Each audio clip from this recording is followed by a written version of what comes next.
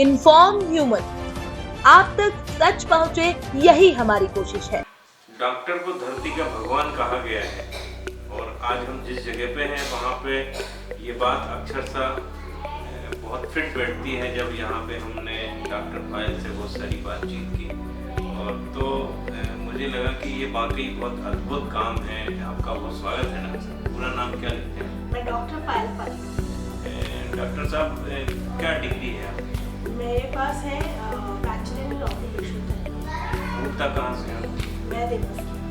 अच्छा, ये जो कॉन्सेप्ट है ये क्या है? इसके विषय में बताइए। ये कॉन्सेप्ट ऐसा है कि जो बच्चे हमारे मानसिक रूप से ग्रो नहीं कर पाते हैं, जिनको लर्निंग में प्रॉब्लम आती है, जिन बच्चों को चलने में बोलने में समस्या आती है, उन बच्चों के साथ हम लोग यहाँ पे बहुत सारे विभिन्न प्रकार के जो हमारे ट्रीटमेंट होते हैं उसमें हम लोग यहाँ पे काम करके उन बच्चों को उनके जो बेसिक जो चीज़ें हैं, उनकी जो बेसिक नीड है अपनी लाइफ में, उस लेवल तक हम लोग पहुँचाने की कोशिश करते हैं। तो इसकी प्रक्रिया क्या रहती है? किस थीम से आप बच्चों को कितने घंटे रोकते हैं? किस तरह से?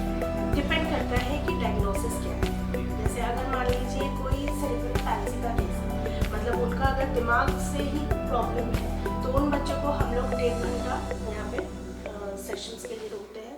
अगर किसी को लर्निंग में प्रॉब्लम्स आ रही है, जैसे स्कूल जा रहा है बच्चा और वहाँ पे कोऑपरेट नहीं कर रहा है टीचर्स को, और टीचर्स की कंप्लेंट्स आ रही है कि हमारा बच्चा लिख नहीं रहा है, हमारे बच्चे को दूसरी लर्निंग में प्रॉब्लम आ रही है, तो उन बच्चों के लिए हम लोग 2 आवर्स का एक लर्निंग सेशन प्रोग्राम मैंने फाइनलाइज किया। तो इस प्रकार के डिफरेंट डायग्नोसिस के डिफरेंट आवर्स मैंने सेट किए। अधिकतम आप उसके मैक्सिमम 2.5 आवर्स, क्योंकि देखिए इससे ज़्यादा कोई भी किसी एक सेंटर में रुकना बच्चे के लिए पॉसिबल। कितना वक्त हो गया इसमें? ये सेंटर को अभी 3.5 years। क्या नाम दिया? Ergo kids learning and occupational therapy centre. क्या मतलब?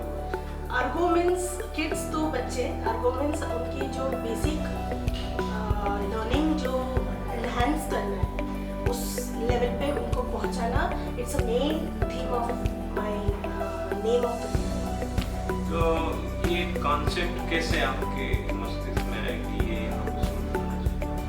पहले मैं विभिन्न जगह पे काम करती थी। पहले मैं दूसरों के लिए काम करती थी। फिर देवास में मेरे पास बहुत सारे ऐसे पेरेंट्स आए रिक्वेस्ट लेकर कि देवास में कुछ होना चाहिए। तो धीरे धीरे फिर हालांकि मेरे फैमिली का बहुत ज़्यादा सपोर्ट रहा है इस चीज़ के पीछे, तो उन्होंने कहा कि खोलना है तो अपन अपने लेवल पे एक अलग सा खोलेंगे। तो फिर धीरे से मैंने इसको एक पहले मेरे यहाँ कहीं और रेंटेड चलता था, फिर मैंने यहाँ पे सारा जानकारी ली। फिर धीरे धीरे मुझे ये जगह कॉलोनी पसंद आने लगी और यहाँ का एनवायरमेंटल जो एक फीडबैक मिलता है उससे मेरे बच्चों में इम्प्रूवमेंट आने लगा। फिर हमने इसका यहाँ पे स्टार्टअप शुरू किया। अभी ऐसे कितने बच्चे होंगे जिनमें इम्प्रूवमेंट दिखता है? यहाँ पे ऐसे बहुत सारे बच्चे हैं, मतलब माँ बाप यहाँ पे जब आते हैं तो वो रोते हुए आते हैं मेरे पास, रोते हुए आते हैं, कहते हैं कि बस हमारा बच्चा बोलने लग जाए या हमारा बच्चा सिर्फ खड़ा हो जाए और हमारा बच्चा अपना खुद का काम करे। बट 6 महीने के कड़ी मेहनत के बाद वो बच्चे जब अपने पैरों पे खड़े होकर अपने काम कर पा रहे हैं, बोल पा रहे हैं, तो वो माँ बाप खुश होकर यहाँ से जाए। मतलब तकरीबन आप समझ लीजिए कि 50% ये बड़ी बात है पेरेंट्स के लिए भी और समाज के लिए भी। बच्चों का जो बेहतर भविष्य हो सके उसके लिए काउंसलिंग करते होंगे आप? काउंसलिंग, एडमिशन की प्रक्रिया क्या? हाँ, पहले पेरेंट्स आते हैं मेरे पास, उनका एक पहले प्रोसीजर होता है। पहले इवैल्यूएशन करती हूँ कि पेरेंट्स की क्या समस्या है बच्चे को लेकर। फिर मैं बच्चे को ऑब्जर्व करती हूँ, मेरा क्या ऑब्जर्वेशन है। उसके बाद पूरा इवैल्यूएशन, एक थोड़ा इवैल्यूएशन होता है। उसके बाद फर्स्ट मीटिंग मेरी इवैल्यूएशन से ही होती है स्टार्ट। फिर मुझे 1 घंटा, मतलब उस बच्चे के साथ 1 घंटा स्पेंड करने के बाद मैं अपना खुद का एक प्रोटोकॉल सेट करती हूँ कि इस बच्चे को कहाँ समस्या आ रही है और किस किस लेवल पे उसके साथ काम करें। फिर मैं उनका प्रोटोकॉल सेट करके एंड देन उनको जब बेटर लगता है तब मैं धीरे से उनको एक टाइम फिक्स करती हूँ कि आपको इस टाइम पे आना है और उनका फिर सेशन क्लासेस करना है। अभी कितने बच्चे हैं आपके पास? अभी मेरे पास मान के चलिए 15 to 18 kids हैं। और एक बच्चे आपके ऑब्जर्वेशन में? हाँ, मैं खुद ही कराती हूँ। सभी मेरे पास कोई असिस्टेंट नहीं है क्योंकि ये ऊपर वाले ने मुझे, मैंने खुद ने सीखा है तो मैं किसी को सिखा नहीं सकती ये चीज़।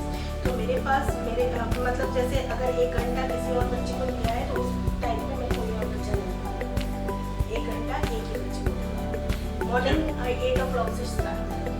जब बच्चा पहले दिन उस अवस्था में होता है और 6 महीने बाद बहुत अच्छी अवस्था में पहुंचता है तो आपको कैसी आत्मसंतुष्टि होती है? मेंटली मैं थरोली बहुत रिलैक्स होती हूँ क्योंकि फर्स्ट डे से लेकर जब वो 6 महीने का कड़ी मेहनत जब करने के बाद जब पेरेंट्स की जो नीड्स रहती है और उस लेवल पे जब मैं पहुँच जाती हूँ तो पेरेंट्स की जब फीडबैक आता है कि मैडम ये बच्चा ऐसा करने लग गया है तो मुझे एक मतलब ऐसा लगता है कि ऊपर वाले ने मुझे जिस लिए भेजा है मैं उस लेवल पे अपना up to the mark they pi.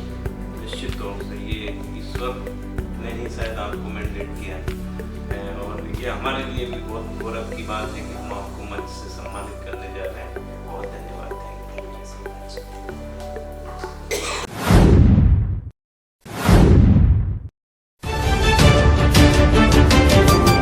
Inform human, आप तक सच पहुंचे, यही हमारी कोशिश है।